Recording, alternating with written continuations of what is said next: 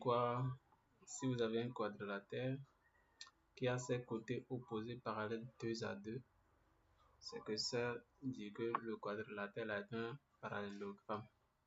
La même chose, si j'ai un quadrilatère qui a cette diagonale qui se coupe en leur milieu, c'est que ce quadrilatère est un parallélogramme. Si j'ai un quadrilatère qui a deux côtés parallèles de la même longueur, ça veut dire aussi que c'est un parallélogramme. Si j'ai un quadrilatère qui a ses angles opposés de la même mesure, normalement il a 4 angles qui sont 2 à 2 opposés.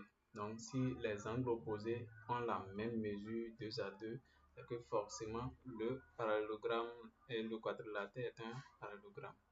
Voilà. Maintenant, dans la même logique, si j'ai un quadrilatère qui a ses 4 côtés de même longueur, ça veut dire que c'est un losange. Également, je reviens en haut, si j'ai un quadrilatère qui a ses 4 angles droits, c'est un rectangle. Vous voyez un peu. Maintenant, je reviens sur un parallélogramme. Si j'ai un parallélogramme qui a un angle droit, c'est un rectangle. Si j'ai un parallélogramme qui a cette diagonale de même longueur, c'est un rectangle aussi.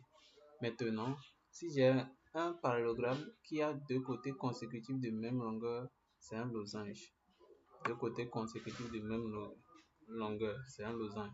Si le parallélogramme a cette diagonale perpendiculaire, c'est un losange aussi.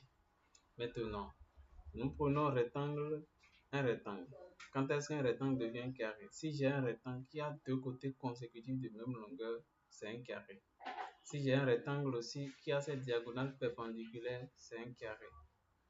Si je prends maintenant un losange devient carré quand? Quand il a un angle droit, c'est un carré. Quand ces diagonales ont la même longueur, c'est un carré. Donc voilà tout ce qu'il faut retenir sur les quadrilatères.